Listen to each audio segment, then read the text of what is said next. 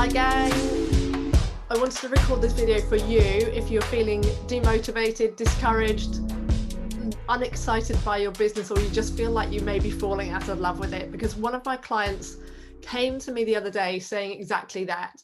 She was feeling discouraged, demotivated, her business wasn't exciting her anymore, and she wondered what on earth she could do about it, because she knew she didn't want to give the business up, but what could she do to bring that excitement back?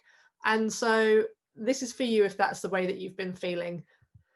The first thing I need you to know is it's completely normal from time to time to feel like that. Business is not easy, and honestly, I think we've been sold a pup by social media and by some coaches who say that business always feels easy.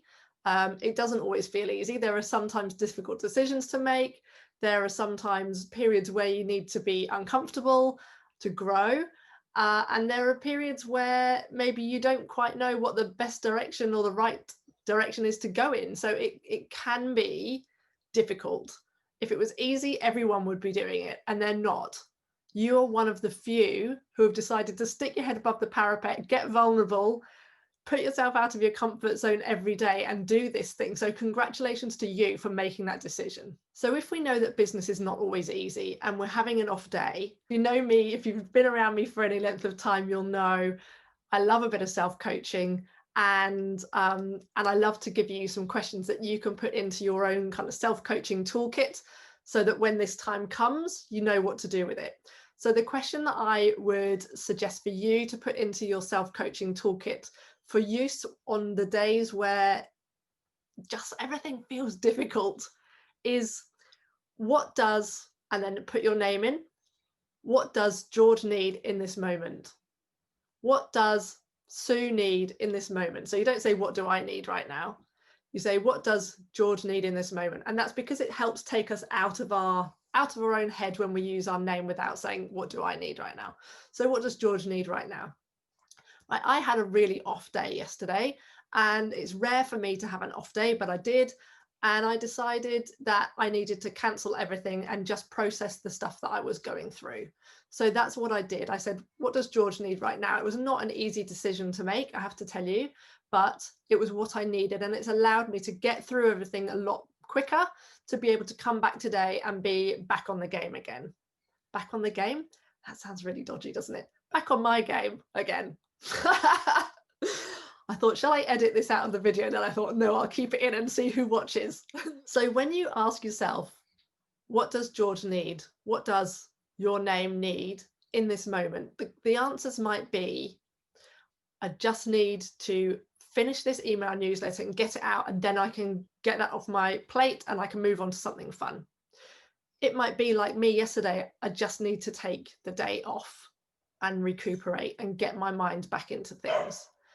It might be that you need more creative space, or you need more clarity, or whatever it is, and then you can work out what it is that you need to do to get those things that you need. Something that a lot of my clients mention to me is that they feel discouraged and demotivated when their social media engagement is down. And I completely get it, because you spend a lot of time creating the content, putting it together, posting it on social media, finding the images and all the rest of it, putting yourself out of your comfort zone often, because I know it can not feel natural to do that stuff. And when you don't get the feedback or the validation that what you're writing, what you're putting out there is good, it can be really, really discouraging and demotivating.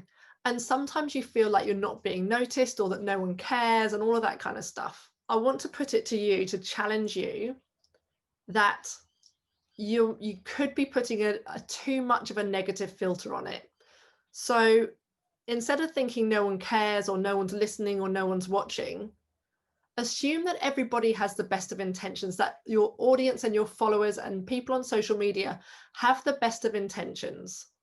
Because I think, we know there are tons of internet trolls, right? But for the vast majority of people, they have really positive intentions. So if you were to put a positive filter on the response that you get or don't get from social media posts, what would it be? It might be that it's been school holidays here in Australia and people aren't on social media as much doing the kinds of things that they were doing before. Or maybe they're too busy posting snaps of their holidays and they're not in that kind of engaging mode. Or it could be that Facebook's changed its algorithm yet again and your posts just aren't being shown to as many people. Or it could be people are always watching, always listening, always reading, but they're not always engaging. Very many of my private clients have come completely out of the blue. They haven't engaged a lot with me. They haven't engaged on my social media posts. They may never have taken part in any of my trainings and things, but they contact me out of the blue and say, now's the time, I'm ready to work with you. If things still aren't working, then maybe it's time for you to change up your content strategy, change up the kind of posts that you use, look at your messaging, look at the images that you use, and change things up. If it's not working, don't carry on doing it. Do something different and test all the time. Test and implement, see what's happening, review the results that you're getting, revise and go out and test again. That's the only way that you will get better at running your online business through social media content. Okay. So we've talked about what to do if you're having a bad day, but what if this feeling's kind of been going on a bit longer, maybe a few weeks or even a couple of months? What then? If you know you still definitely don't want to stop your business, which I definitely urge you to think about the kind of things that I'm going to be telling you now before you pack up and go home. If it's been going on for a while, you should check in on your core values, right?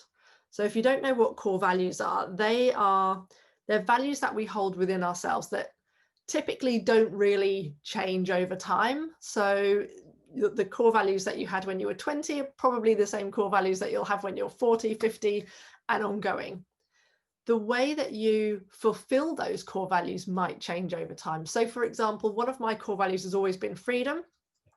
Before my daughter, the things that I would do to fulfill that core value are different than the things that I do now. Now I've got B.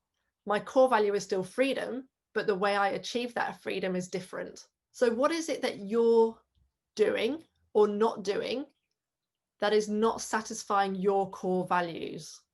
So your core values might be things like serving people, community, contribution, integrity. They might be financial. There are an absolute ton of core values. If you don't know what yours are, I highly suggest you go and do some research on how to find them out, because knowing them will help you make decisions so much faster in your business and help you get out of funk so much faster. Because when you're in a funk, you can go through your mentally go through your core values and work out which ones aren't being satisfied. So for example, in my previous corporate job, one of my core values, which is integrity, was not being satisfied by working in that place. So I needed to ask myself, okay, what would make me feel like I'm satisfying my core value of integrity? And the answer was super clear. I had to get out of that place.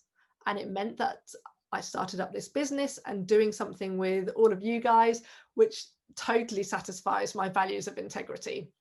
And that's how I run my business.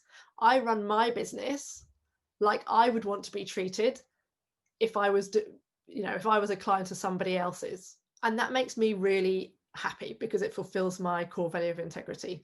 So you can ask yourself, what do I need to do to be or to have to satisfy my value of contribution or integrity or stability or whatever your core value is? If you're just feeling plain not excited about your business, then ask yourself, what could I do that would excite me?